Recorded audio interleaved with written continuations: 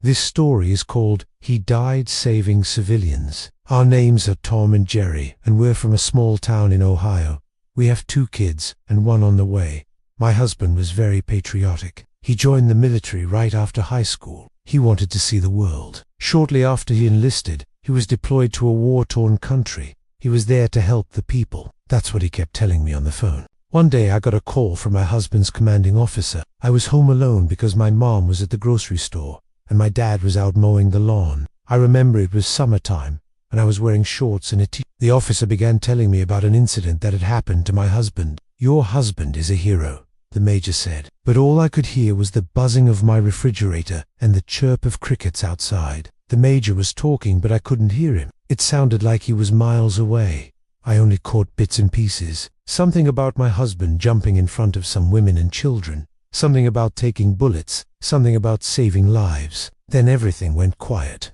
The major told me they were going to send me a video and then they hung up. I stood there by the phone not knowing what to do. What did he mean? What had happened to my husband? I walked outside to look for my dad or my mom. They were nowhere to be seen. And that's when I saw the video on my phone. I played it. In the video, you could see and hear everything that had happened. But before I tell you that, let me first tell you about our life together. My husband was the love of my life. I fell in love with him when he asked me to prom in high school. I was the captain of the cheerleading squad and the prom queen. Everyone thought I was going to marry some rich guy or some famous football player. But I knew I wanted to marry my high school sweetheart. When he proposed, I said yes without hesitation. When he shipped out to Iraq, I was sad but proud. He was doing something that he believed in, and besides, he was serving his country. He was protecting me. So I worked as a nurse at the hospital, volunteered at the fire department and helped out in any way that I could.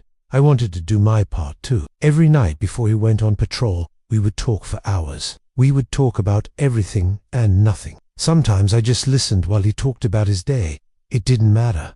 I loved hearing his voice. If he didn't call every night, I knew he was on patrol. I would pray that he came home safely. One day I received a call from a chaplain. He told me they were bringing my husband home for good. The video started out innocently enough. My husband and his unit were on patrol in a nearby village. It looked like a typical village. There were houses, shops, and people everywhere. They were just doing their normal job. Suddenly, gunshots rang out. People were running and screaming and hiding. My husband immediately jumped into action. He shielded a group of women and children with his own body, protecting them from the gunfire. I watched in horror as he took several bullets for these strangers. He was a true hero. After he took the last bullet, he collapsed. The villagers surrounded him and began performing first aid. Then they carried him on a stretcher to a nearby hospital. I watched as doctors tried desperately to save his life, but it was no use. He had taken too many bullets. He was gone. The villagers buried him in their cemetery. It was the least they could do for this American hero who had saved their lives. My husband was gone. Part of me wanted to be angry, but 99% of me was proud of the man that he had been. I wasn't angry at the people who had shot him. I was angry at myself. Why hadn't I talked him out of joining the military? If I had, he might still be alive today.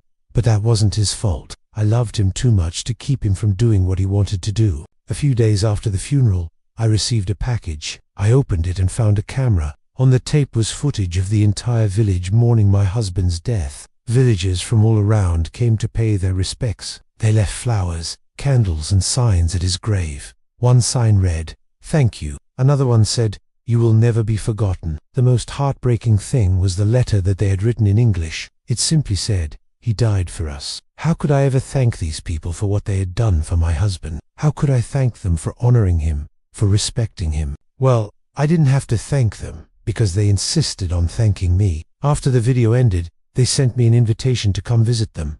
Of course, I accepted. I wanted to see the place where my husband had died. I wanted to see the people he had saved. Several years went by. My kids were grown up and my husband had become a legend. In the village, the entire event had been turned into a documentary. It was shown at schools, universities, and even on TV.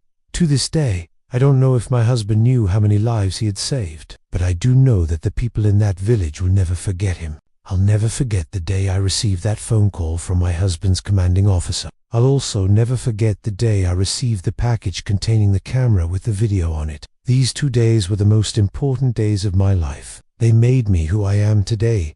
My husband was the best man I ever met. He was brave, selfless, and full of compassion. He was also my best friend and the love of my life. I miss him every day." This soldier sacrificed himself to save an entire village. The fact that he took several bullets while doing this is insane. He was a soldier in the army, part of a patrol that found a local village under attack. He saw the terror in people's eyes when they witnessed a horrible scene. Some gunmen were pointing their weapons at a group of defenseless people. There were women and children among them who seemed extremely scared. This didn't sit well with the soldier, so he decided to do something about it. Without hesitation, he jumped in front of the women and children, shielding them with his own body. But this act of heroism cost him his life, as he was shot several times by the attackers. Despite being mortally wounded, he managed to take down one of the attackers before collapsing. The other soldiers in his unit quickly eliminated the rest of the threat. They didn't have time to call in a medic because the situation was too dangerous, so they did the best they could to save the soldier's life, but it was too late. He had taken several bullets, and there was nothing more they could do. The locals were very grateful to him for saving their lives. They honored him by burying him in their cemetery.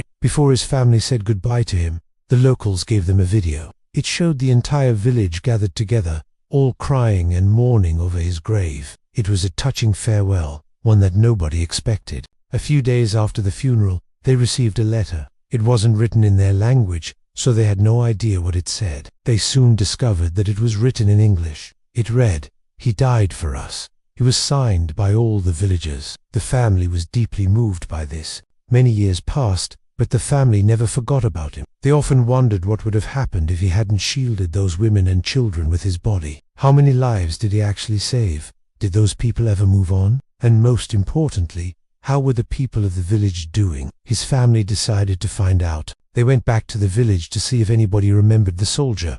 They knocked on doors and talked to people. Many of them didn't speak English, and neither did the family, but they managed to communicate with each other. They eventually found one of the villagers who knew some English. She told them that everybody remembered the soldier and that they still missed him. They also told her about the documentary they were making and asked if she could help them interview people for it. She agreed. The family went to the cemetery where the soldier was buried. They cleaned up his grave and placed a new headstone on it. They then went to the village square where they met with some people. One of them was the mayor. He told them that the soldier was considered a hero of the village, and that the day he died was a sad day for everyone. He added, "We will never forget him. We remember him every day, especially his family, because he left an entire family behind." They then visited the school the soldier had protected. It was a very emotional moment for the family. They were deeply touched by the fact that people still remembered the ultimate sacrifice their son and husband had made. After that, they went to a house where the soldier had taken shelter with a group of people. They talked to the woman who had been there that day. She told them that she was very grateful to the soldier for what he had done. If it hadn't been for him, she and her family would have died. She said, "I saw him jump in front of our children.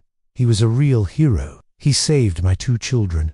I will never forget him. I am very grateful to him and his family." At the end of the documentary, the family is seen standing next to the grave. They look at the camera and say, "Thank you" in the local language. They wanted to thank the people for taking care of their loved one and for keeping his memory alive all those years. Some people may ask why the soldier did what he did. Was it really necessary for him to jump in front of those women and children?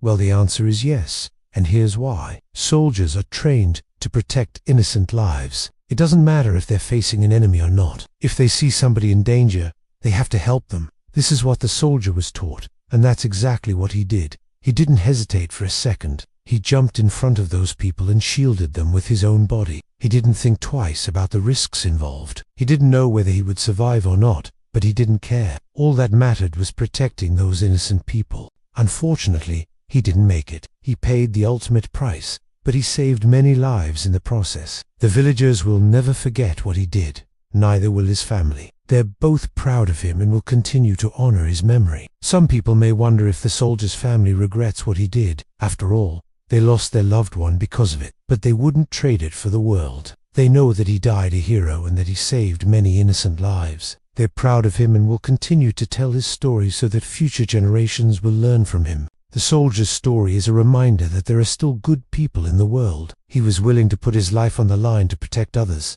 That's something we should all strive to do. If you want to see another short, click one of the videos on the screen. Also, Don't forget to subscribe if you haven't already.